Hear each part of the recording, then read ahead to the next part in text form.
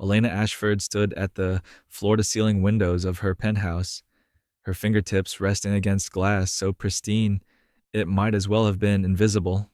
47 stories below, Central Park stretched out in its October glory, a tapestry of amber and crimson that she observed but could not feel. The distance between her and that autumn beauty was not merely vertical, it was absolute. The apartment behind her was a masterpiece of architectural intention. 12,000 square feet of Carrara marble and Brazilian walnut, of custom millwork and museum quality lighting. A Rothko hung above the limestone fireplace, its blocks of color worth more than most people earned in a lifetime.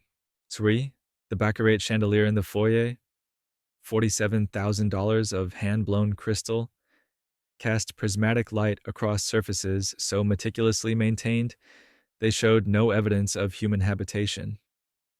It was perfect. It was lifeless. It was a mausoleum for a marriage that had died so gradually. Elena couldn't identify the exact moment the pulse had stopped. She moved through the space like a curator in a gallery after hours, touching nothing, disturbing nothing, present but not participating. Her reflection caught in the polished marble floors, ghostly and insubstantial. The woman looking back at her was 34 years old, impeccably dressed in cashmere and silk, her dark hair pulled back in a style that suggested effortless elegance but required meticulous effort. She looked expensive, she looked composed, and she looked like everything was exactly as it should be.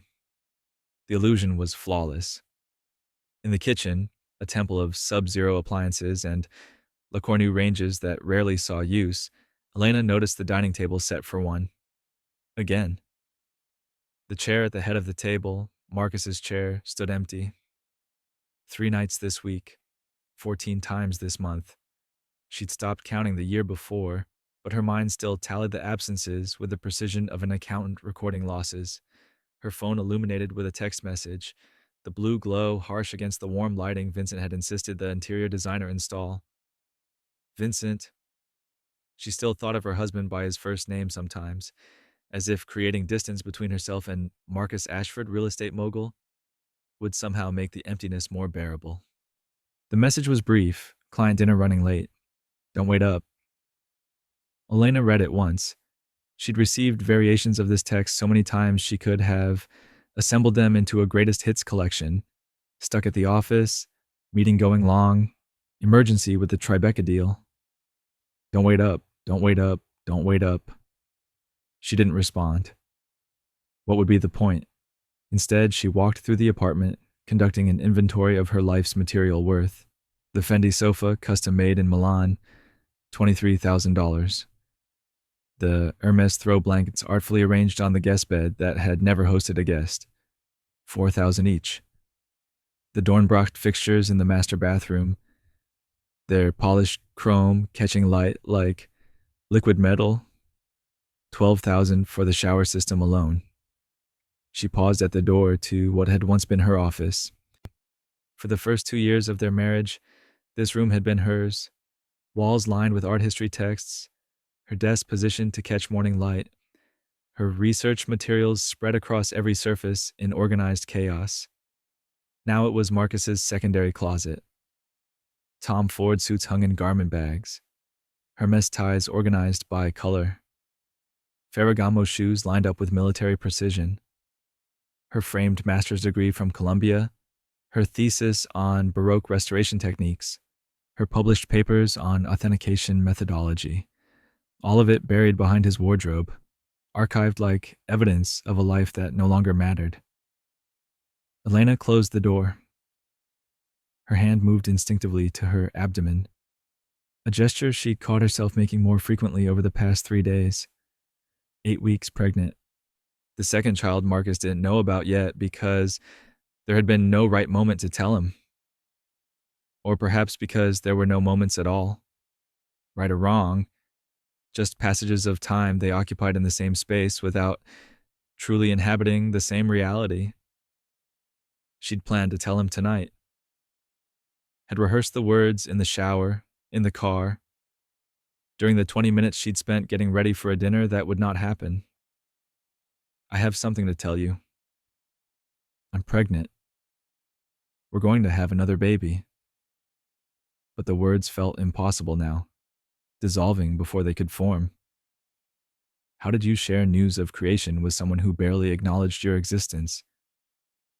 From down the hall, she heard Sophie's voice, 5 years old, calling for water.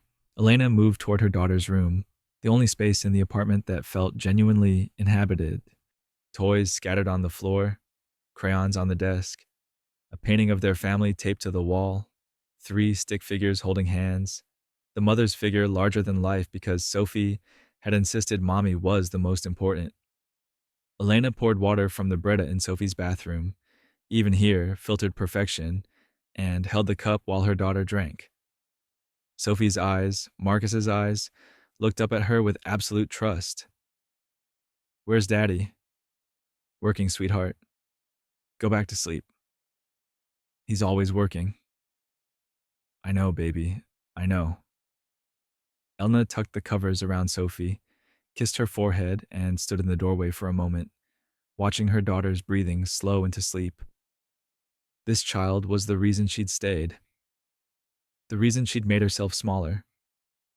The reason she'd traded Dr. Elena Ashford, youngest senior curator at the Guggenheim, for Mrs. Marcus Ashford, whose primary role was to look beautiful at charity galas and stay quiet during business dinners.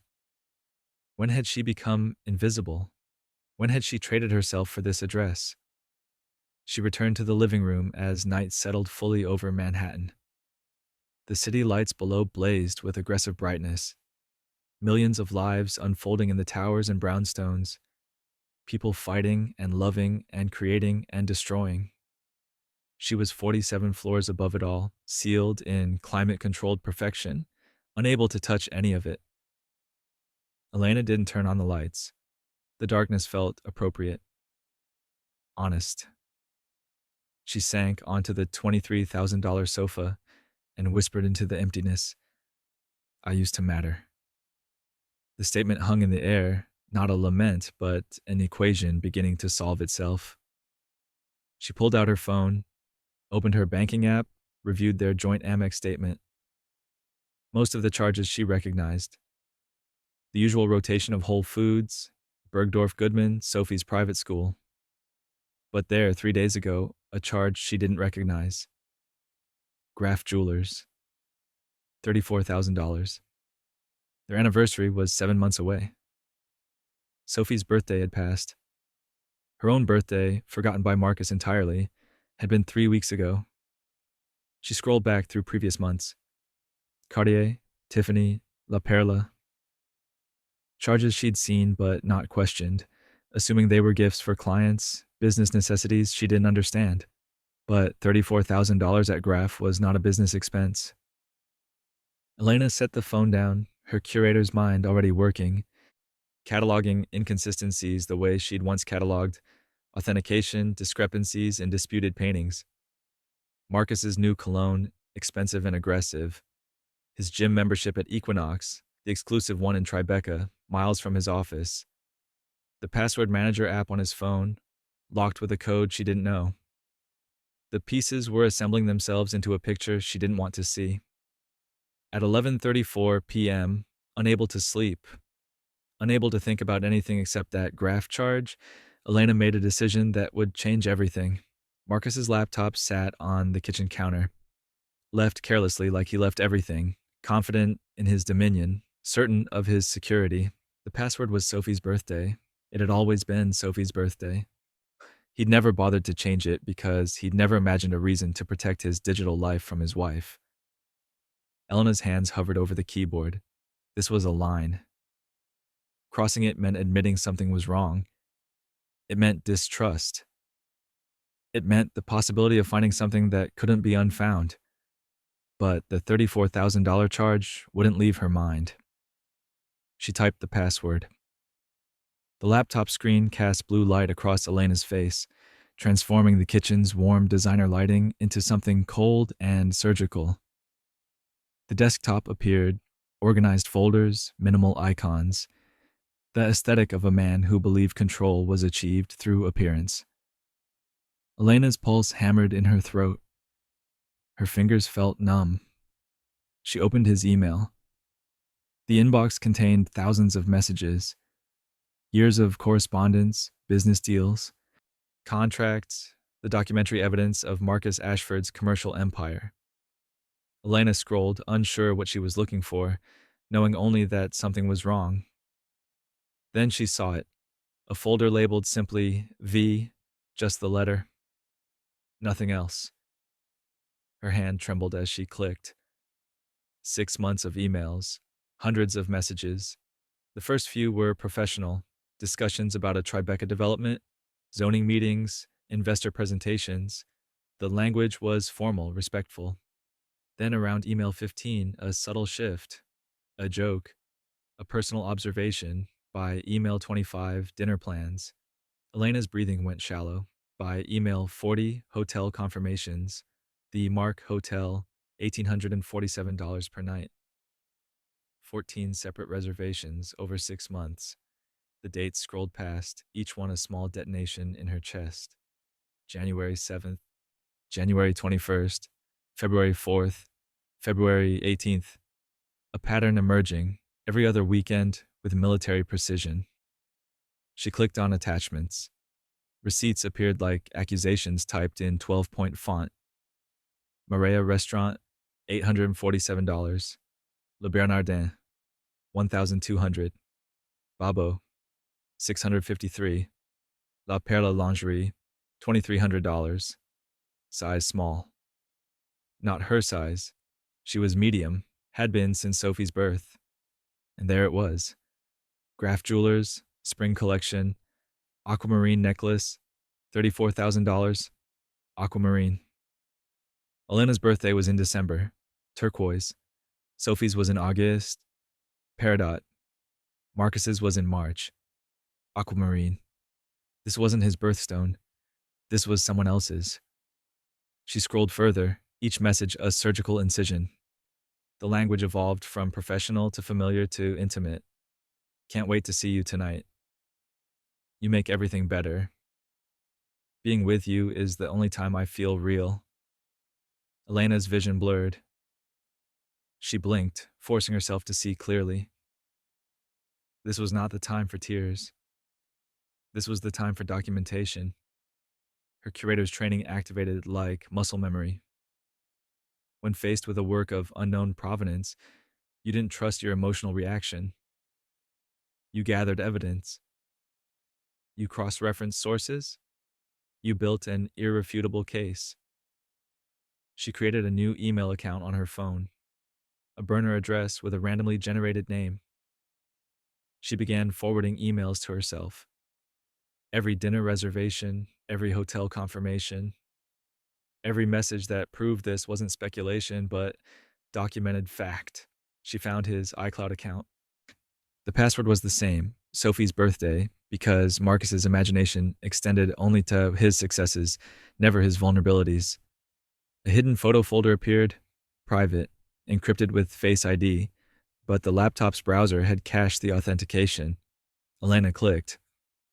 The first photo showed a woman, 28, maybe 30, Chinese American, beautiful in a way that made Elena understand immediately why Marcus had chosen her. Not because she was more attractive than Elena, but because she was younger, unmarked by motherhood, unburdened by the compromises that had carved themselves into Elena's face over 6 years of marriage. The woman wore the aquamarine necklace. Marcus's hand was visible in the frame, reaching to adjust the clasp. The background showed a fireplace Elena recognized, their Connecticut estate, the one Marcus had claimed to be too busy to visit this year. Another photo. New Year's Eve, the woman in a gold dress, Marcus in his tuxedo, both of them laughing. The location stamp read, Greenwich, Connecticut.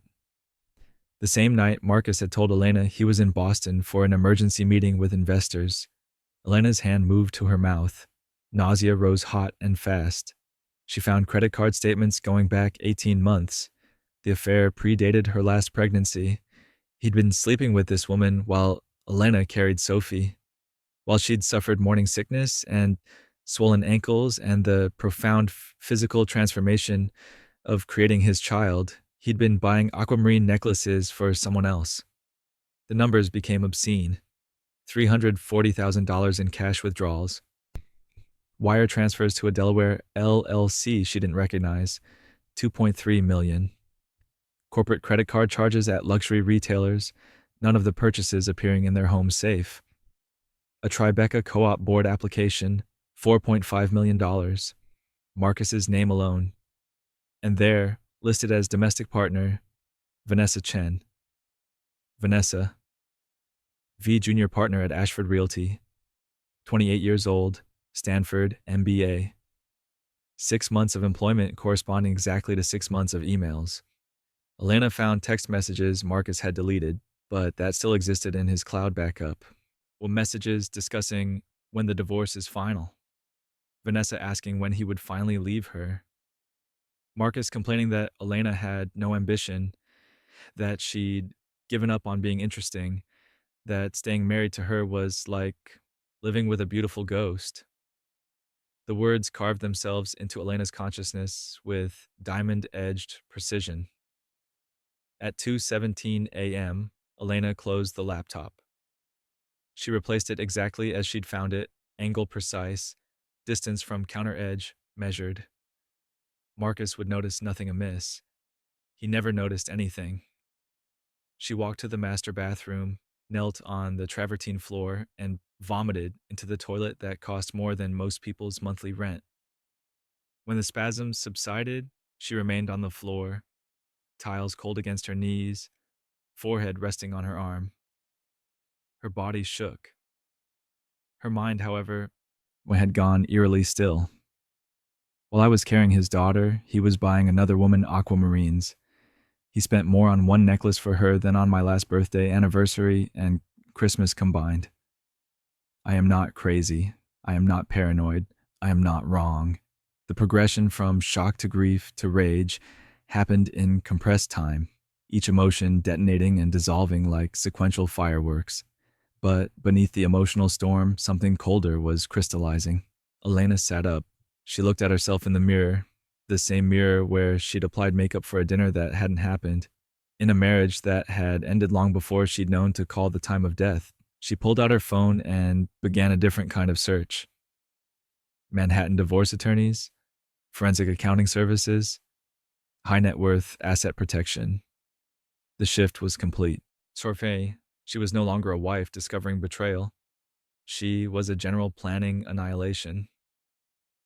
As dawn broke over Manhattan, painting the penthouse in rose and gold light that mocked the darkness of her discovery, Elna Ashford began to remember exactly who she was, before Marcus convinced her she was nothing. Elena sat in Sophie's nursery, watching her daughter sleep.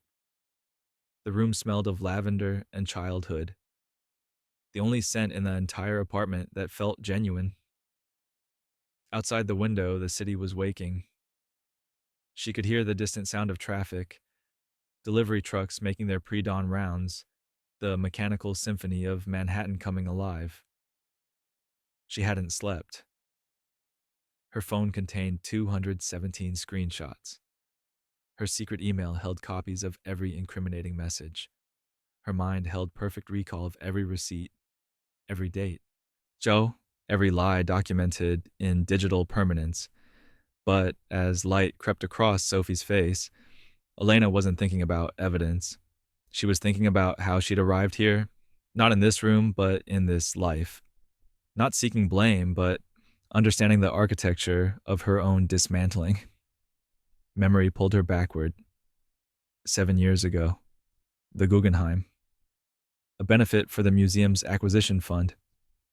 Elena had been 27, the youngest senior curator the institution had ever appointed. She'd been giving a presentation on a newly authenticated Picasso, explaining the provenance research that had verified its legitimacy. The room had held 100 people, but she'd commanded their attention with the ease of someone who'd never questioned her right to speak. Marcus had been in the audience. 32, self-made. His commercial real estate company was beginning its exponential growth, and he'd been there because being seen at the Guggenheim signaled the kind of cultural sophistication money alone couldn't buy. After her presentation, he'd approached, not with the aggressive confidence of men who assumed their wealth made them interesting, but with genuine curiosity. He'd asked detailed questions about authentication methodology. He'd listened to her answers. He'd sent a rare first edition of Vaishri's Lives of the Artists to her office the next day with a note. For someone who breathes life into history. The courtship had been intense. He'd attended every gallery opening. He'd surprised her with flights to see exhibitions in Paris, in Rome, in Madrid. He'd listened to her talk about Rothko's color theory for hours, his attention unwavering, his fascination apparently genuine. She'd felt seen, valued, intellectually matched. 6 years ago, the MoMA sculpture garden, cherry blossoms. The proposal had been perfect. Marcus on one knee among rodent sculptures, telling her, "You're the only person who sees the world the way I want to see it, with meaning, not just value." She'd said yes, believing she'd found a partner who respected her mind as much as her face, believing she'd found someone who understood that she was more than decoration. The wedding had been everything Marcus wanted. The honeymoon in Santorini had been beautiful.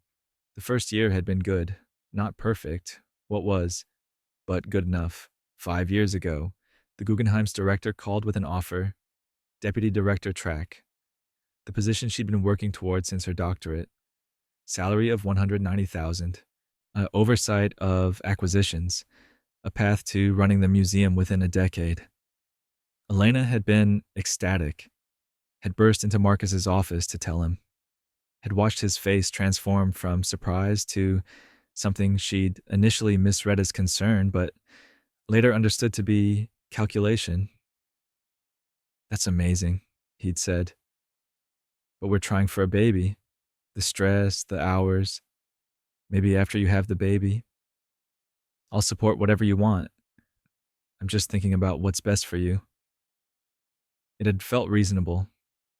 They had been trying for a baby. The deputy director position would require 60-hour weeks. She could wait. There would be other opportunities. She'd gotten pregnant within 2 months. The timing had felt like providence. 4 years ago, Sophie was born. The deputy director position had been filled while Elena was on maternity leave.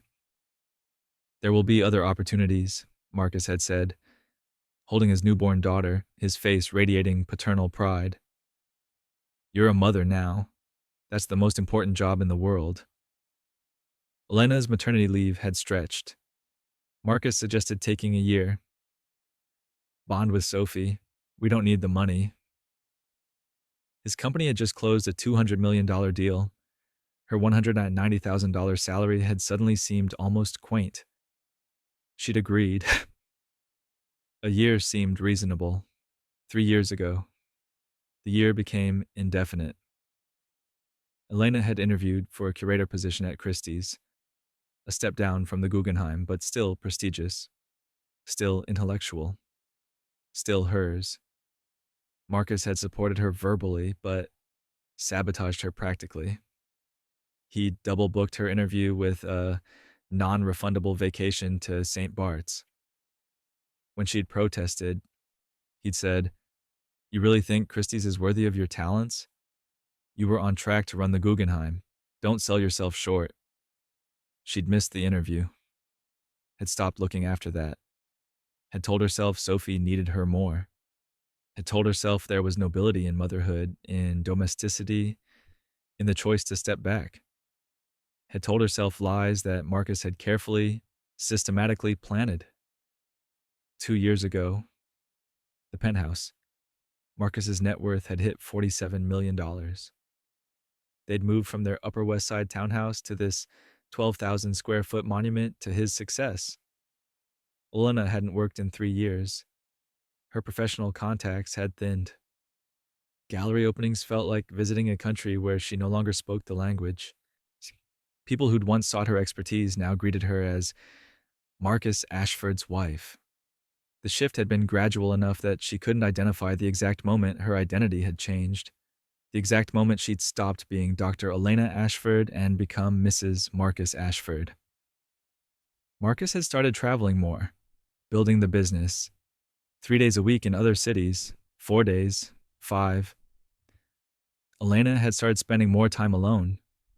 1 year ago, her last attempt.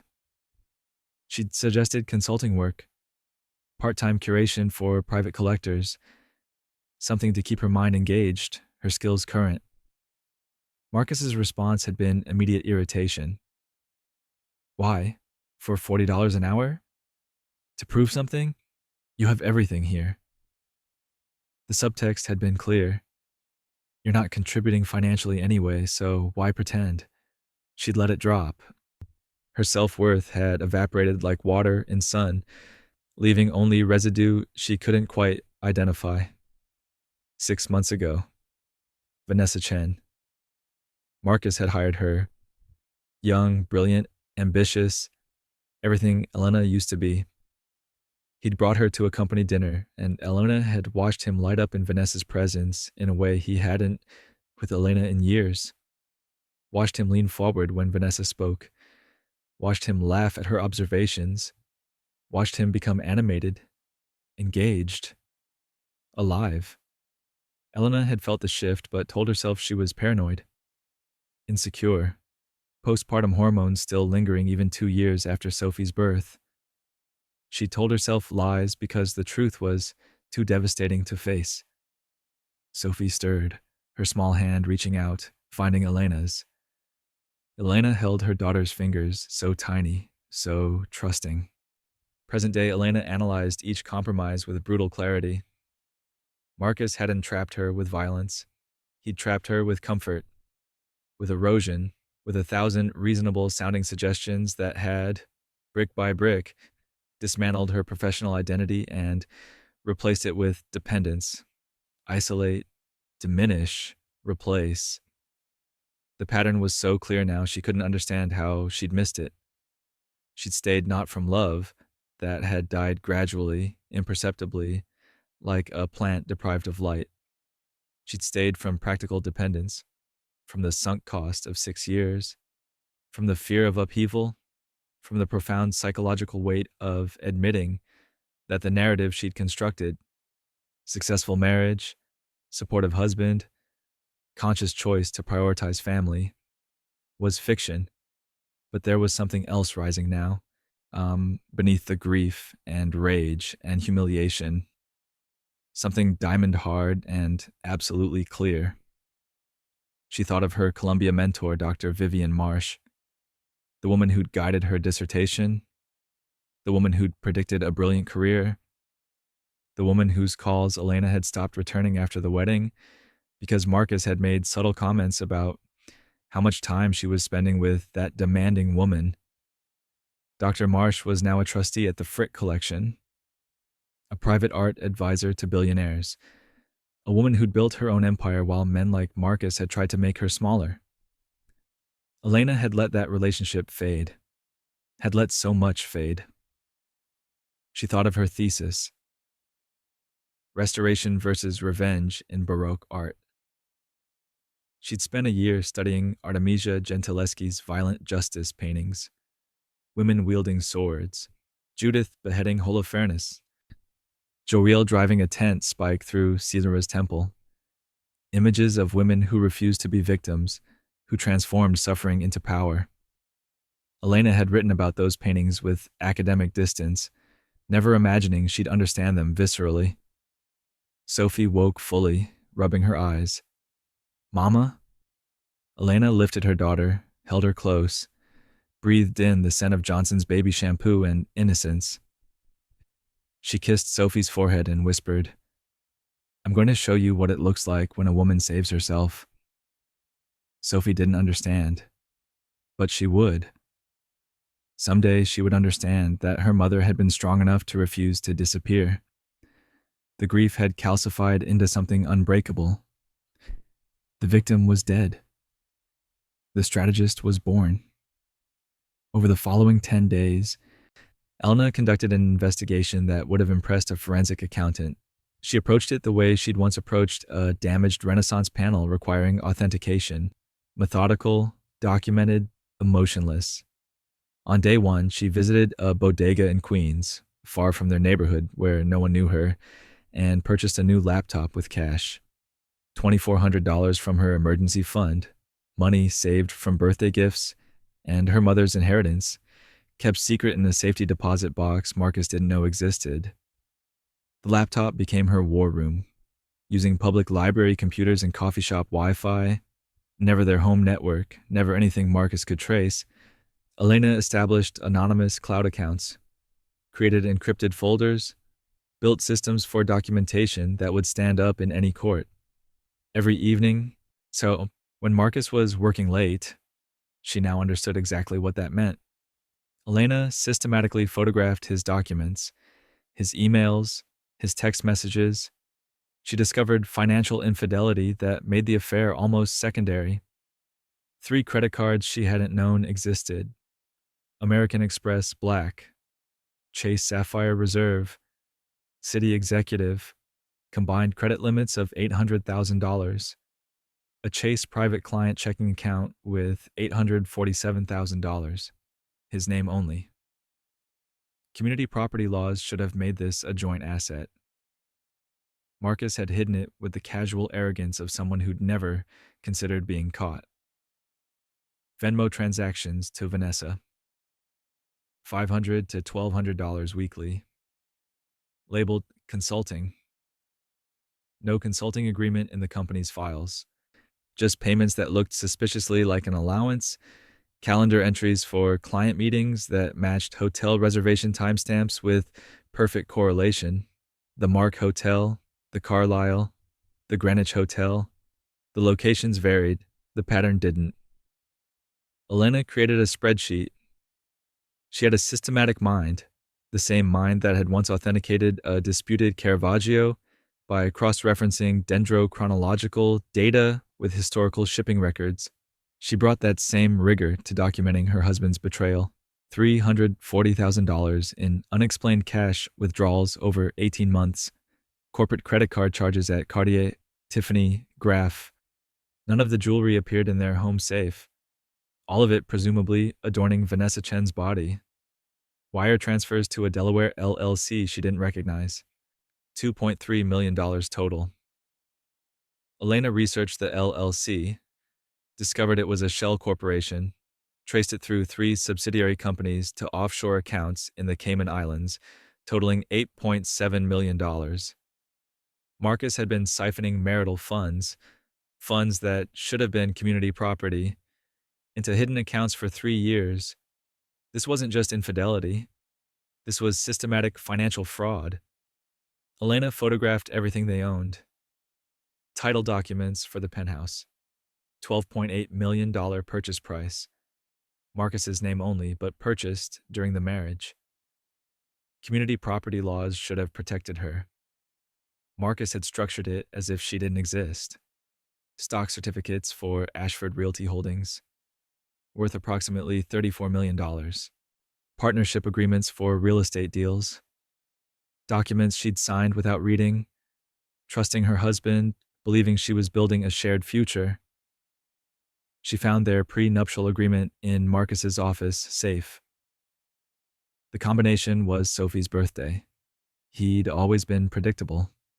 Elena reviewed the agreement with new eyes, with the analytical mind Marcus had tried so hard to convince her was unnecessary. She realized it was potentially invalid. She'd signed without independent legal counsel, just Marcus's attorney assuring her it was standard and she had nothing to worry about. She'd been 27, in love, trusting. She'd been a fool. Elena set up automatic forwarding from Marcus's email to her secret account. She installed recovery software on his phone while he showered, a 30-second operation requiring only his unlocked device and basic technical competence. The software extracted deleted texts. She found messages discussing when the divorce is final. Vanessa asking when Marcus would finally leave her. Marcus responding that he was working on it, that Elena was too dependent to leave, that he planned to offer her $500,000 just to be done with it. 500,000 out of assets worth approximately 60 million. The arrogance was almost amusing. Elena's mornings became a performance of perfect domesticity. She served Marcus breakfast, poached eggs, whole grain toast, fresh squeezed orange juice, while her phone, propped against the fruit bowl, photographed his laptop screen in reflection. She engaged him in conversation. How's the Tribeca development going? Extracting information he didn't realize he was giving. Project names, client meetings, timeline for construction, confirming his timeline for leaving her. She maintained intimacy, slept in the same bed, offered perfunctory affection, avoided arousing suspicion.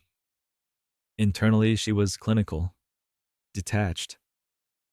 This was a hostile acquisition, and she was gathering intelligence. She bought a burner phone.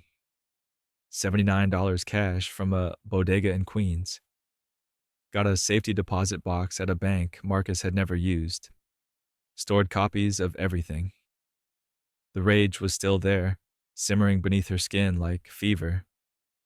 But it had been pressurized into fuel. Elena felt powerful for the first time in years, not from vindictiveness, but from competence. She was good at this. The skills that had made her an exceptional curator, attention to detail, pattern recognition, systematic analysis, made her a devastating investigator. By day 10, Elena sat at the dining table, her secret laptop open, reviewing her spreadsheet. 847 line items. $3.2 million in documented affair spending. Evidence of potential tax evasion. Proof of Marcus's planned betrayal. She closed the computer, looked at her reflection in its black screen. The woman looking back was unrecognizable from the ghost who'd stood at the window 2 weeks ago. Elena whispered, "I have enough." But she didn't move yet. Because she didn't just want evidence. She wanted an army. Elena hadn't been to the Frick collection in 4 years. Walking through the garden court felt like returning to a cathedral of her former faith. The smell of old stone and preservation chemicals, the quality of light filtering through museum glass, the profound silence of spaces designed to honor beauty. Dr. Vivienne Marsh waited in a private study room overlooking the garden, 63 years old. Silver hair cut in a precise bob, Chanel suit in charcoal gray, reading glasses on a gold chain, the same intimidating brilliance Elena remembered. Vivienne stood when Elena entered, embraced her, then held Elena at arm's length, examining her face with the intensity of someone evaluating a newly discovered artwork. "You look like you're haunting yourself," Vivienne said. Not a question, an observation. Elena felt something crack in her chest. She'd prepared a professional greeting, buis, a casual explanation for the meeting. But Vivienne's directness disarmed her. They sat. Vivienne poured tea, Harney and Sons Paris blend, the same tea she'd served in her Columbia office when Elena was writing her dissertation. The gesture was deliberate, a reminder of who Elena had been. "Tell me," Vivienne said. Elena told her everything. The marriage, the affair, the financial deception, the systematic erasure of her professional identity. She didn't cry. She presented it like a case study, evidence-based, analytical, the way Vivienne had taught her to present research. Vivienne listened without interruption. Her expression darkened with each detail, but she didn't speak until Elena finished. "I watched Marcus Ashford collect you like a Modigliani," Vivienne said finally. "Beautiful, valuable, meant to hang on his wall and appreciate silently. I should have said something. I wouldn't have listened." "No," Vivienne agreed. "You were in love, or what you thought was love. What he convinced you was love." Elena pulled out her laptop, showed Vivienne the spreadsheet. 847 line items, 3.2 million in affair spending, the offshore accounts, the hidden assets. Vivienne studied the data with the same intensity she brought to evaluating a painting's provenance. After several minutes, she looked up. "This is museum-quality forensic work," Vivienne said. "You haven't lost your gift. You've just been applying it to the wrong subject." The validation hit Elena with unexpected force. For 3 years, Marcus had told her she'd gotten soft, lost her edge, become intellectually lazy. Hearing Vivienne, whose standards were merciless, affirm her competence felt like oxygen after years of suffocation. Vivienne picked up her phone, made a call. "Catherine, Vivienne Marsh, I need an appointment today." A pause. "A former protege of mine is extricating herself from a predatory situation." "Yes, that kind." She gave Elena's name, listened. 5 o'clock. Perfect. Vivienne ended the call. "You'll see Catherine Reeves at 5 p.m. She's the attorney who dismantled the Bloomberg-Taylor divorce. She doesn't lose." "Vivienne, I can't afford. I've already retained her. Consider it an investment in justice." Vivienne leaned forward. "Also, I'm offering you a position." Elena's breath caught. "What?" "I've been named to advise the estate sale of the Carmichael collection. 43 pieces. Estimated value $200 million. It's a 2-year project. I need someone with your expertise in authentication and provenance." "Vivienne, the retainer is $240,000 annually, plus a percentage of sale." "But Elena," Vivienne's voice sharpened, "this isn't charity. I wouldn't offer if you weren't the best person for this work. I need you." $240,000. More than her Guggenheim salary. Financial independence, professional validation, identity restoration. Elena tried to speak. Failed. Tried again.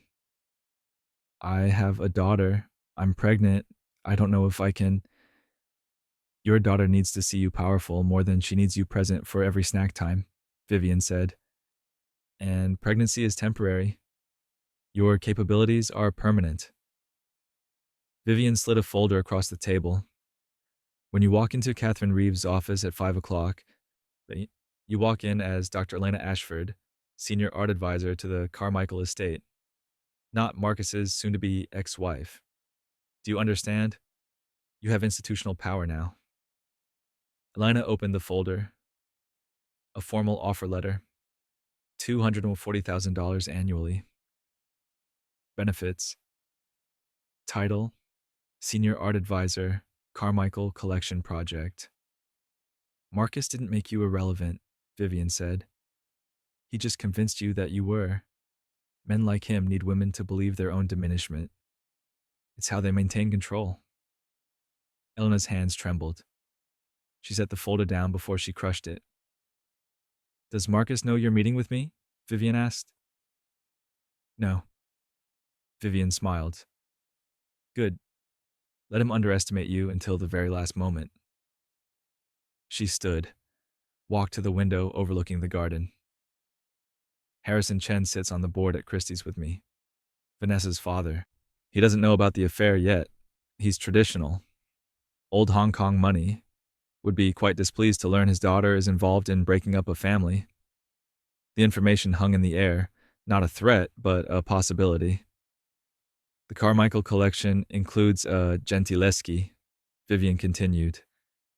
"Judith beheading Holofernes. You wrote about Gentileschi in your thesis. Appropriate for your current circumstances, don't you think?" Elena stood, walked to Vivienne, embraced her. "Thank you," she whispered.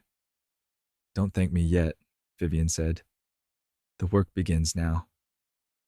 At 5 p.m., Elena entered the offices of Reeves and Associates, 47th floor, Park Avenue. The reception area was white marble and dark wood, the aesthetic of money that didn't need to announce itself. "Dr. Ashford," the receptionist said. "Miss Reeves is expecting you." She's cleared her evening. Elena was escorted past conference rooms where other people's marriages were being dissected. Glass walls revealed attorneys hunched over documents, clients with hollow eyes, the machinery of dissolution operating with clinical precision. Catherine Reeves's corner office overlooked Midtown. Catherine rose from her desk, late 40s, Alexander McQueen suit in midnight blue, platinum bob cut with mathematical precision, the aura of someone who had never lost a negotiation. She extended her hand. Dr. Ashford, Dr. Marsh speaks very highly of you. Please sit. Tell me about your husband's mistakes. Catherine didn't do small talk. The moment Elena sat, Catherine slid a retainer agreement across the desk. Dr. Marsh has paid the first $100,000. My hourly rate is $950. Matrimonial litigation of this complexity will likely cost $250,000 to $400,000 total. The goal is to recover multiples of that. Are you comfortable proceeding? 2 weeks ago, Elena would have been terrified of these numbers. Now, with a $240,000 job offer in her bag, with evidence of Marcus's $8.7 million offshore accounts in her laptop, the fees seemed almost reasonable. Yes, Elena said. Catherine smiled. Not warmly, but with recognition. Good. Show me what you have. Elena opened her laptop. The spreadsheet appeared, 847 line items of documented fraud. Catherine reviewed it with the concentration of a surgeon examining x-rays. Her fingers moved across the trackpad, clicking through folders, reviewing screenshots, studying financial documents. 5 minutes passed. 10, 15. Finally, Catherine looked up. This is exceptional work, she said. You've documented adultery, which New York recognizes as grounds for divorce. More importantly, you've documented dissipation of marital assets. Approximately $3.2 million spent on the affair. That's recoverable. You've also found what appears to be fraudulent transfer. This Delaware LLC. If we can prove he moved marital assets to hide them, we can pierce that corporation. He'll face sanctions. Catherine picked up her phone. Jeremy, can you come in? A young man appeared. 35, Korean American. Expensive suit that didn't quite hide his essential nerdiness. Catherine introduced him as Jeremy Park, forensic accountant. Jeremy took Elena's spreadsheet. So, his eyes lit up like someone receiving a particularly challenging puzzle. 20 minutes later, Jeremy looked up. He's been siphoning marital funds for 3 years. The Delaware LLC connects to 3 offshore accounts in the Cayman Islands. Total value, $8.7 million. This isn't just divorce misconduct. This could be tax evasion. Elena felt vindication wash through her. She wasn't crazy. She wasn't paranoid. She was right. Catherine outlined the strategy in 3 phases. Phase 1, immediate protection. We file for emergency relief tomorrow. Asset freeze on all accounts. Temporary custody and child support. Exclusive use of the marital residence. We do this before he knows you've lawyered up. We hit him at maximum vulnerability. Phase 2, discovery. We subpoena everything. Corporate records, personal accounts, communications. We force Vanessa Chen to testify. She's a precipient witness to the affair. We depose Marcus under oath about every charge, every wire transfer, every lie. Phase 3, settlement or trial. Men like your husband don't want discovery. They don't want business partners knowing about offshore accounts. They don't want boards knowing about subordinate affairs. We'll offer settlement, 60% of marital assets, full custody, child support, spousal maintenance. If he refuses, we go to trial and destroy him publicly. Elena listened, her strategic mind tracking each element. Can we depose his business partners? If the LLC was funded with corporate money, isn't that shareholder fraud? Catherine's eyes lit up. You think like a litigator. Jeremy interjected. His business partner is James Whitfield. Family values, conservative, chairs a charter school board. If this affair becomes public, Whitfield will force Marcus out to protect his own reputation. Your husband has retained Kenneth Breyer, Catherine said. Aggressive but predictable. I've faced him 4 times. I'm 4 and oh. Catherine stood, walked to the window. Is there anyone in your husband's circle who might have personal animosity toward him? Anyone who'd enjoy watching him fall? Elena thought of Richard Carmichael III, Marcus's business rival. The man who'd once told Elena she was too smart for Marcus, the heir to the collection Vivienne would curate. Yes, Elena said. There might be. Catherine walked Elena to the elevator at 7:30 p.m. Before the doors closed, she said, Dr. Ashford, I've been doing this for 23 years, so I can tell within 5 minutes whether a client will survive this process. You're going to do more than survive. You're going to win so thoroughly, he'll wish he'd been a better husband. The elevator doors closed. Elena descended 47 floors, each one taking her further from the woman she'd been, closer to the woman she was becoming. Elena sat on a bench in Central Park, watching Sophie play at the playground 20 feet away. The burner phone felt heavy in her hand. She dialed a number she'd memorized but never called. Richard Carmichael III answered on the second ring. This is Richard. It's Elena Ashford. I need a favor that will entertain you enormously. A pause, then a laugh. Elena, it's been what, 7 years? Since your wedding, when I told you that you were making a mistake. You were right. I usually am. What can I do for you? Elena explained. Briefly, professionally, Marcus was having an affair. She was divorcing him.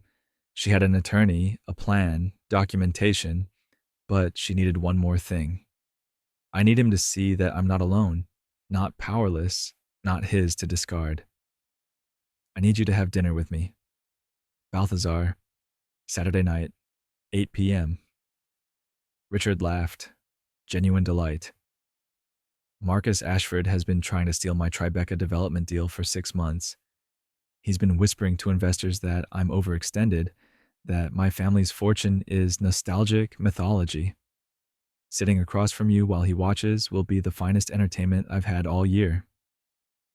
You'll do it? Absolutely. But Elena, afterward, I have a proposal for you regarding my mother's collection. Vivienne already offered me the position. Excellent. Then, Saturday night, you're not just my dinner companion. You're my newly appointed senior art advisor. We'll announce it.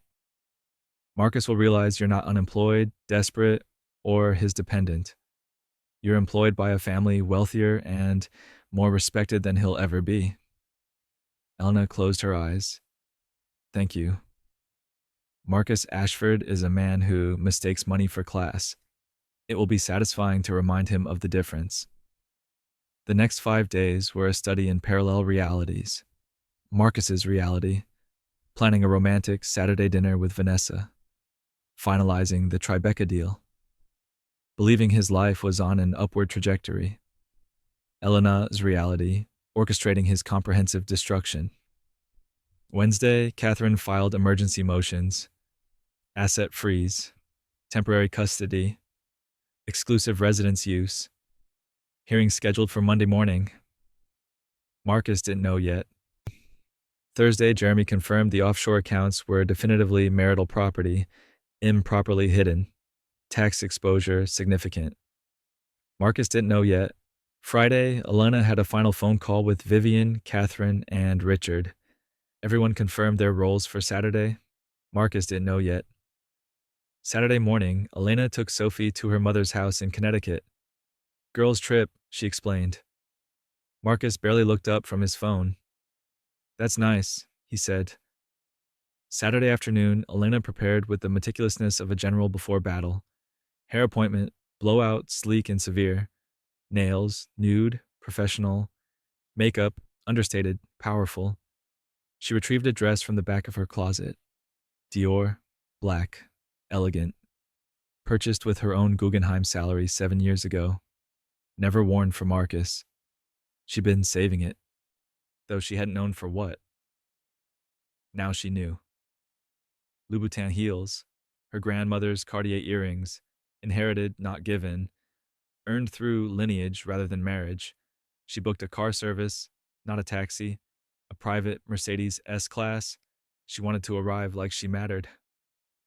At 5 p.m., Marcus returned home, showered, dressed in a Tom Ford suit and Hermes tie, dressing for Vanessa. He didn't notice Elena was also dressing. Didn't notice she looked different, sharper, harder, dangerous. He left at 7. "Don't wait up," he said. Elena smiled. "I won't." At 7:45, Elena stood in the penthouse bathroom, studying her reflection. The Dior dress fit perfectly. The Cartier earrings caught light. Her hair framed her face with severe elegance. She looked like the woman she'd been 7 years ago, but sharper, harder, more dangerous. Her phone buzzed. The car service was downstairs. Elena picked up her clutch, vintage Judith Leiber, also from her old life, and walked out of the penthouse. She didn't look back. At 7:52, she slid into the Mercedes. The driver asked, "Where to, Dr. Ashford?" "Balthazar, and take the scenic route. I'm early." She wanted Marcus to arrive and discover her there. Settled, powerful, surrounded by witnesses. She wanted him to walk into her trap believing it was his stage. Balthazar on a Saturday night was theater in its purest form. Red leather banquettes glowed under brass fixtures that had witnessed 1,000 deals, betrayals, and celebrations. Mirrors lined the walls, multiplying the chandeliers into infinity, creating the illusion that the restaurant extended beyond its physical boundaries into some, liminal space where Manhattan's elite performed their rituals of consumption and display. The air held the scent of butter and wine and ambition. Clarified butter for the Dover soul, Bordeaux breathing in crystal decanters, the particular cologne of money that smelled like confidence and exclusivity. Elena and Richard Carmichael III were seated at a prime corner table, visible from the entrance, positioned for maximum impact. The maître d', who knew Richard, old family connections stretching back to when his grandfather had been a regular, treated them like visiting royalty. Menus appeared. Water was poured, and champagne materialized unbidden, Dom Perignon 2008, the bottle beating with condensation. Richard raised his glass, warned to women who refused to stay diminished. Elena touched her glass to his. The crystal sang. She took a sip, felt bubbles sharp and cold against her tongue. She was electricity contained in the human form. The restaurant hummed with Saturday night energy. Conversations layered over each other.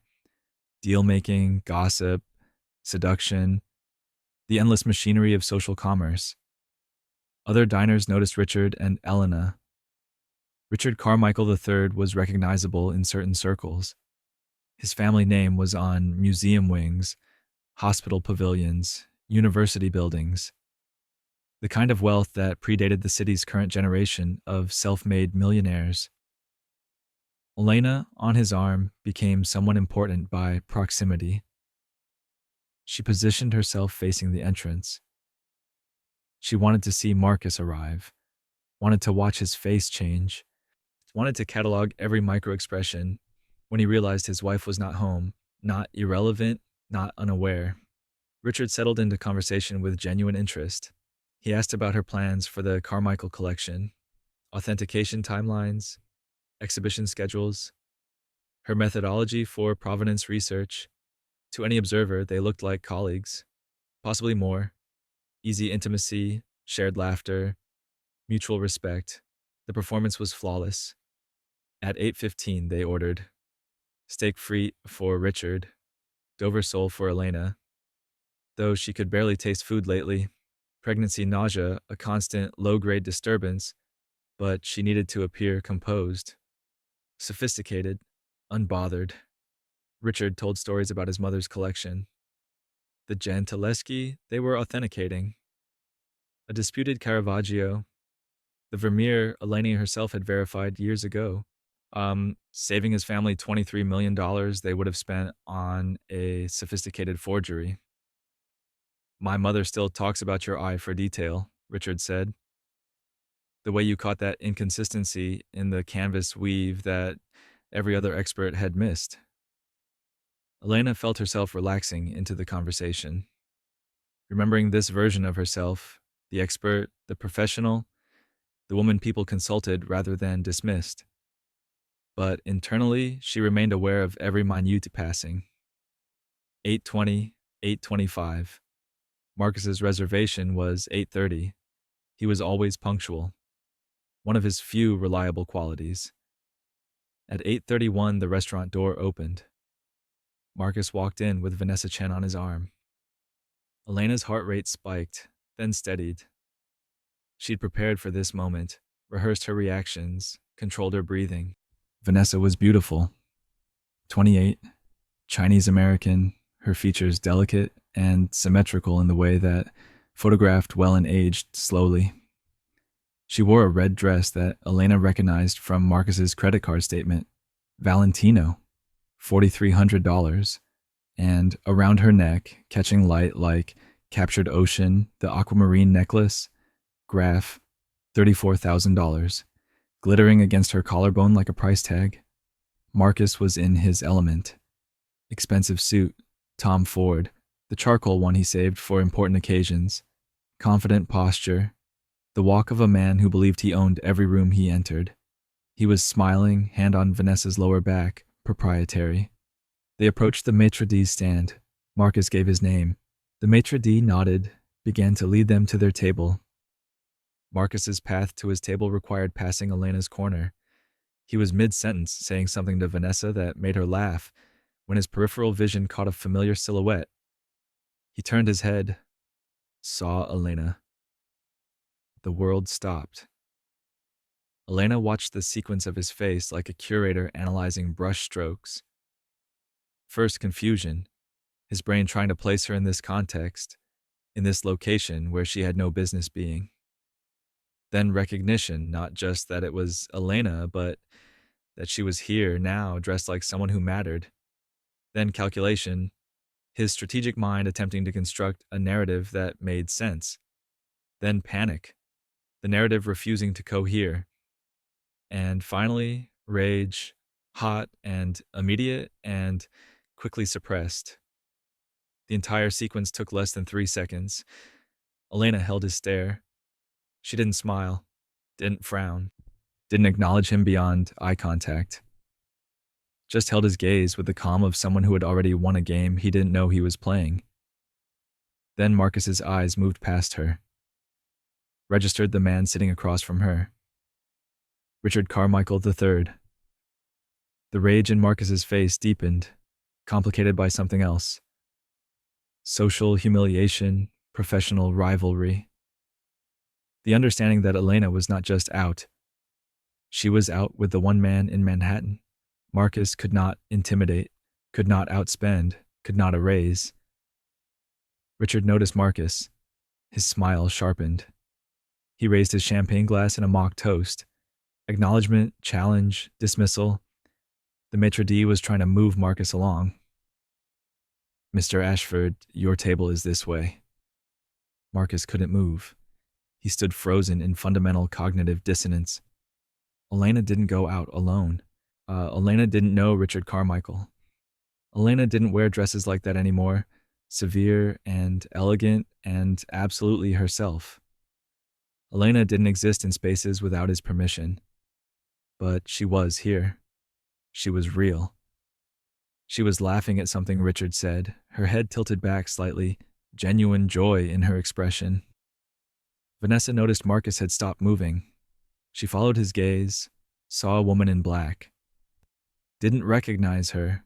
She'd never actually met Elena in person, only seen old photos from Marcus's social media before he deleted them. Marcus, Vanessa touched his arm. Are you okay? Marcus pulled his attention back to Vanessa with visible effort. Nobody. Just someone I. Nobody. But his voice lacked conviction. Elena heard the exchange. She continued her conversation with Richard as if she hadn't noticed Marcus at all. Richard, however, leaned toward her, said something quiet that made her smile, performing intimacy for Marcus's benefit, giving him something to really worry about. The maitre d' finally succeeded in guiding Marcus and Vanessa to their table. Unfortunately for Marcus, it had a direct sightline to Elena and Richard. Marcus sat but didn't settle. His posture remained rigid, shoulders tight, jaw clenched. Vanessa tried to start conversation about the menu, the wine list, the romantic evening they'd planned. Marcus's attention kept sliding to Elena. She looked different. Not just the dress, though the dress was stunning in its severity. Not just the hair, though the sleek styling emphasized the architecture of her face in a way her usual softer style didn't. It was something in her posture, her presence, the way she occupied space. She looked powerful. When had that happened? Vanessa touched his hand across the table. Marcus, what's wrong? He pulled his hand away. Nothing, I need a drink. Across the restaurant, Elena felt his eyes on her, felt his world beginning to crack. She didn't look at him again. She didn't need to. She knew what was coming next. His ego wouldn't allow him to sit there, diminished, watching his wife exist in a world that didn't include him. He would approach. It was inevitable. And when he did, she would be ready. Marcus lasted exactly 7 minutes. 7 minutes of Vanessa trying to engage him in conversation about their future, about the proposal she didn't know was coming, about how beautiful the restaurant was. 7 minutes of his eyes darting between Vanessa and Elena, unable to reconcile the cognitive dissonance. 7 minutes of watching Elena smile, talk, exist in a world that had no space for him. At 8:40, he stood abruptly, interrupting Vanessa mid-sentence. I'll be right back. Vanessa's face fell. Is something wrong? No, I just need to. I'll be right back. He walked toward Elena's table, jaw tight, shoulders rigid, the walk of a man about to reclaim territory that belonged to him. Vanessa watched, confused, beginning to suspect something she couldn't quite name. Richard saw Marcus coming. He signaled Elena with a subtle eyebrow raise, target approaching. Elena set down her champagne glass, straightened her spine, waited. Marcus arrived at their table. He ignored Richard entirely, addressed Elena directly. What are you doing here? His tone was husband speaking to errant wife. Expectation of explanation, assumption of authority. The voice he'd used for 6 years to manage her, diminish her, control the boundaries of her existence, it was the wrong tone. Elena took a slow sip of champagne before responding. Let him wait. Let him feel the weight of being dismissed. Having dinner, she said finally. And you? Marcus's jaw tightened. I thought you were seeing friends. The accusation was implicit. She'd lied to him. The irony would have been funny if it weren't so perfectly representative of his solipsism. I am, Elena said. Richard is an old friend. We're discussing a professional collaboration. Cool, unbothered, the tone of someone who owed no explanations. Marcus noticed Richard for the first time, really noticed him, registered who he was. Carmichael. Marcus's voice dropped, attempting dominance. Ashford. Richard's voice carried amusement. Enjoying your evening? Pleasant on the surface, mocking underneath. Marcus turned back to Elena, ignoring Richard again. We need to talk, privately. Elena set her glass down with deliberate precision. I don't think we do. I'm in the middle of dinner. Perhaps another time. The dismissal landed like a slap. Marcus's hand gripped the back of an empty chair at their table, knuckles whitening. Elena. Now. Elena looked at him with the patience of someone addressing a child having a tantrum in public. Marcus, you're making a scene.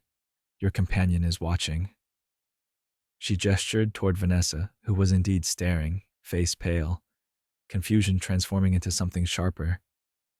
Marcus glanced back at Vanessa. Realized the optics. He'd abandoned his dinner date to confront another woman. He tried to recover. This is my wife, Richard laughed. Is she, how, current? The implication was clear. Marcus's claim on Elena was outdated, irrelevant, something that existed in past tense. Elena spoke, her voice cutting through Marcus's attempt to reassert control. Soon-to-be ex-wife, actually. I filed papers 3 days ago. You'll be served Monday morning at your office. I thought you should know since we're running into each other. The words detonated in the space between them. Marcus's face drained of color. The confident posture collapsed inward. You did what? I filed for divorce, on grounds of adultery. I have documentation, quite a lot of it. Marcus's brain scrambled for footing. She was bluffing. Had to be bluffing. Elena didn't have access to his private accounts. Elena barely understood their finances. Elena was too passive, too dependent, too diminished to have done this, but the certainty in her voice suggested otherwise. You're bluffing, he said, voice dropping to something dangerous. Elena's smile was cold, precise. Am I? Shall I list some specifics? She didn't wait for permission. The Mark Hotel, 14 separate stays over 6 months, $1,847 per night. Maria Restaurant, $847 per dinner. Charged to our joint Amex. Graf Jewelers, $34,000 for an aquamarine necklace. She looked past Marcus to Vanessa, making direct eye contact, which I believe your companion is wearing right now. Vanessa's hand flew to the necklace. Her face transformed, confusion crystallizing into horror. Marcus pivoted, defensive shifting to offensive. You went through my things. I went through our financial records. Community property. Turns out you've been quite generous with marital assets. $3.2 million over 18 months. My attorney found it fascinating. Richard interjected, enjoying himself enormously. You have an attorney involved? This really is serious. Marcus turned on Richard. This is none of your business. Richard leaned back in his chair, utterly relaxed. Actually, it became my business when you tried to undermine my Tribeca acquisition by spreading rumors about my family's liquidity. Consider this, karmic rebalancing. Marcus's rage was building, visible in the flush creeping up his neck, the tension in his shoulders. He struggled to maintain composure, aware of witnesses, aware this was public. You vindictive. He stopped himself, aware of the audience. Elena remained calm. Vindictive? No, strategic. There's a difference. Vindictive would be destroying you out of anger. Strategic is destroying you out of necessity. I'm protecting my assets and my daughter's future from a man who has systematically defrauded our marriage. I gave you everything. The words burst out of him, loud enough that nearby tables turned to watch. Elena's voice remained level. You gave me a cage. I'm leaving it. You won't get anything. I'll fight this. You have no grounds. Elena cut him off. I have 18 months of credit card receipts, hotel reservations, emails to your mistress discussing your plans to leave me, photographic evidence, text messages, and, this is my favorite, an offshore account in the Cayman Islands containing $8.7 million in marital funds you tried to hide.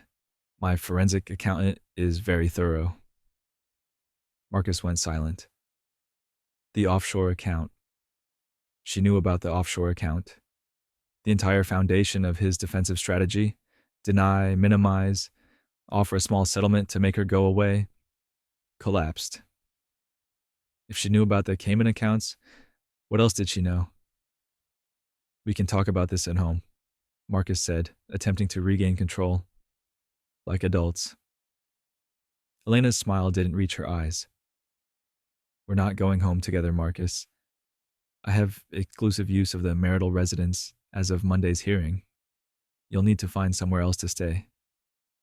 Perhaps with your companion. Richard added helpfully. I have several hotels I could recommend, though apparently you're already familiar with the mark. Marcus didn't return to Vanessa's table. Instead, he made his fatal error. He leaned down, hands on Elena's table, voice low enough only she and Richard could hear. You think you're clever, you think you've won, but I will destroy you in court. I will take Sophie. I will ensure you have nothing. The threat was designed to terrify, to reduce Elena back to the frightened, dependent woman he'd spent 6 years creating. But Elena had been expecting this. She'd been preparing for this. She looked up at him with something that might have been pity if it weren't so cold. Marcus, she said quietly, you're confusing me with the woman I was 2 weeks ago. She would have been scared. I'm not her anymore. She reached into her clutch, pulled out her phone, made a single call. The restaurant's ambient noise seemed to dim as Elena spoke. Catherine? He's here. Yes, threatening custody. Should I record the rest of this? Or have we already got enough? The lawyer's voice came through loud enough for Marcus to hear. We have enough, but by all means, let him keep talking. Catherine Reeves. Marcus heard his attorney's name and his face went white. Elena had hired Catherine Reeves, the attorney who'd destroyed Bloomberg's ex-husband in the most expensive divorce in New York history. The attorney who'd gotten a $200 million settlement in the Hamilton case. The attorney who had never lost. Catherine's voice continued through the phone. Dr. Ashford, document everything he says. Threatening to take your child while you're pregnant is unwise of him. Marcus straightened up, tried to retreat. I'm not threatening. You just said you'd take Sophie, in front of witnesses, while your client is 8 weeks pregnant with your second child. Shall we discuss how that plays in family court? Marcus's brain caught on one detail. 8 weeks. Elena's smile was terrible. Surprise. I found out 3 weeks ago. The same day I found out about your affair. Poetic timing. Catherine's voice was clinical, professional, devastating. Mr. Ashford, I'm Catherine Reeves. I'll be representing your wife. We'll meet Monday morning when you're served. Until then, I'd advise you to stop speaking. Elena ended the call, slid the phone back into her clutch. Marcus stood paralyzed. He'd walked into a trap so comprehensive he was only now beginning to understand its dimensions. Across the restaurant, Vanessa had watched enough. She stood, walked over to Marcus, who was still standing at Elena's table like a man who'd forgotten how to move. She's your wife? Vanessa's voice shook. You said you were separated. You said she knew. Marcus turned to her. Vanessa, not now. Vanessa addressed Elena directly. Did you know about me? Elena's voice was gentle, almost kind. Not until 2 weeks ago, but yes, I know now. I know about the hotel rooms, the dinners, the jewelry. I know he spent $3.2 million on you using our joint accounts. I know he told you he loved you. I know he was planning to propose to you tonight. The ring is in his jacket pocket, inside left side.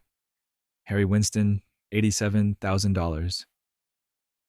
Elena had watched him put it there before leaving the penthouse, had documented it, had anticipated this exact moment. Vanessa's eyes went to Marcus's jacket. She could see the bulge of the ring box. You were going to propose? Her voice cracked. Tonight? While she's pregnant? Marcus reached for her. This is a private conversation. Vanessa jerked away. Her hands went to the aquamarine necklace. She unclasped it, held it out. This was her money, wasn't it? You bought this with her money.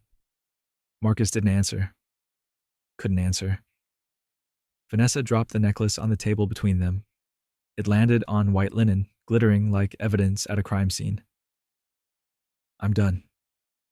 She walked out of the restaurant. Marcus stood frozen, watching her go. No wife, no mistress, no narrative that made sense. He turned back to Elena, attempting to salvage something. Elena, please, can we discuss this somewhere private? No, we'll discuss it in court. Monday, with our attorneys. Marcus's voice rose, desperation bleeding through.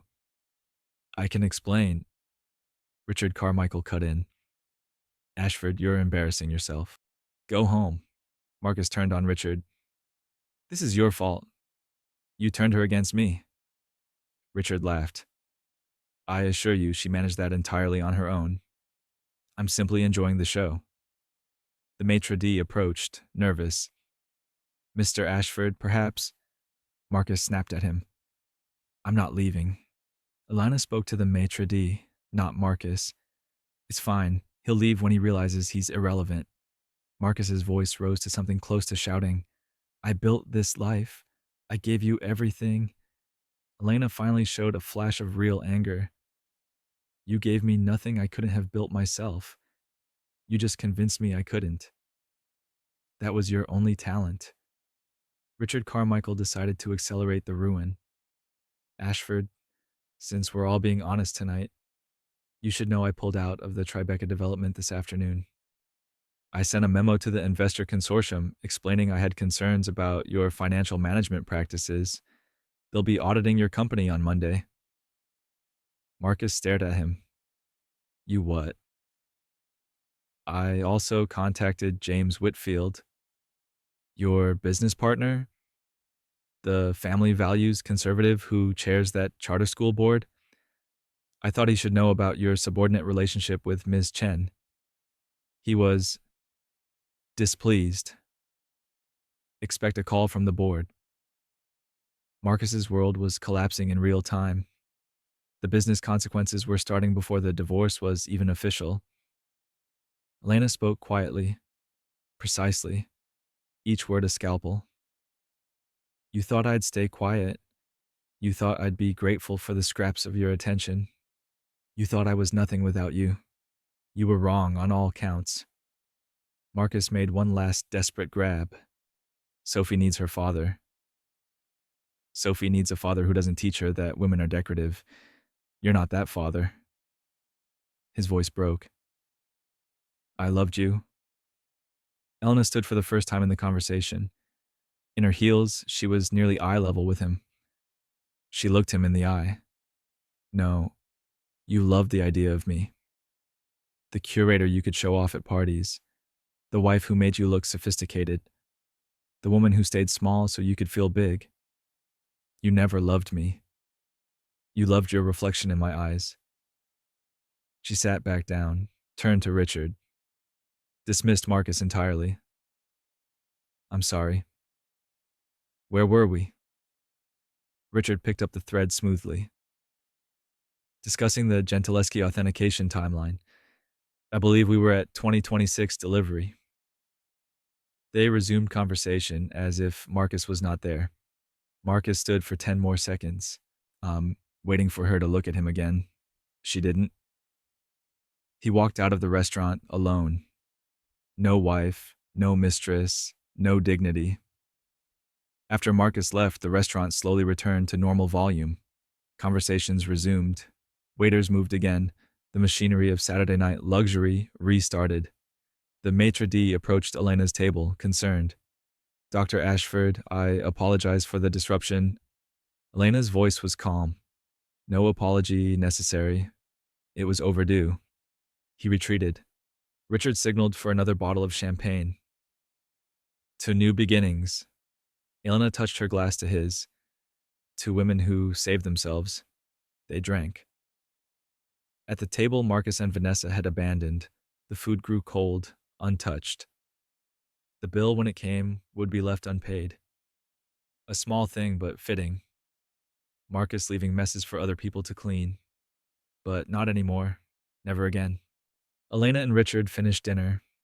They talked about the Carmichael collection, authentication methodologies, exhibition timelines, professional topics that grounded Elena in her competence, reminded her of who she was when she wasn't being diminished. At 10:30, Richard's driver took her home. Elena entered the penthouse alone. The silence was different now. Not lonely, peaceful. She walked through the apartment that was no longer a cage. 12,000 square feet that would be legally hers by Monday afternoon. She stood at the window overlooking Central Park. The same window where 2 weeks ago she'd whispered, "I used to matter." Now she whispered something different. "I always mattered. I just forgot." The city glittered below. The revenge was complete. But the real victory? That began tomorrow. Monday morning arrived with November clarity, sharp light, cold air, the city waking to its weekly resurrection of commerce and ambition. Elena woke in the penthouse, alone. The bed felt larger than it had in years, sprawling with possibility rather than loneliness. At 8:17 a.m., process servers arrived at Ashford Realty Holdings, 42nd floor. They delivered divorce papers, temporary custody orders, asset freeze notifications, and subpoenas for all financial records to Marcus Ashford. He was in a board meeting when they arrived. His secretary tried to refuse the documents. The servers explained that refusal was not an option.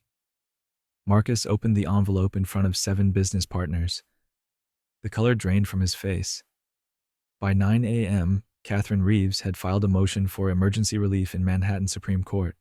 Judge Sandra Martinez reviewed the evidence: $3.2 million in documented affair spending, $8.7 million in hidden offshore accounts, communications showing intent to defraud. The judge's order was swift: asset freeze on all accounts, temporary full custody to Elena, exclusive use of the marital residence, temporary spousal support of $40,000 per month. Marcus could apply for supervised visitation with Sophie. By 10 a.m., Jeremy Park's forensic accounting report hit the inbox of every Ashford Realty Holdings board member. The offshore accounts weren't just divorce misconduct. They represented potential tax evasion, securities fraud, and breach of fiduciary duty. James Whitfield called an emergency board meeting for Tuesday morning. By noon, Richard Carmichael's memo to the Tribeca Development Investor Consortium had circulated. 3 major investors pulled out, citing concerns about Marcus's judgment and financial practices. The deal collapsed. She had rebuilt her life. Not from the ashes of her marriage, but from the foundation she'd always had. The foundation Marcus had tried to convince her was inadequate, irrelevant, insufficient. She'd been Dr. Elena Ashford before she'd been Mrs. Marcus Ashford. She was Dr. Elena Ashford now, senior art advisor to the Carmichael collection, curator, scholar, mother, woman who'd saved herself. The city glittered below her window, millions of lives unfolding. She was no longer sealed away from them, 47 floors up in climate-controlled perfection. She was part of it again, part of the world, part of her own story. Elena finished her coffee, went to wake her daughters. The revenge was complete. But more importantly, the resurrection was real.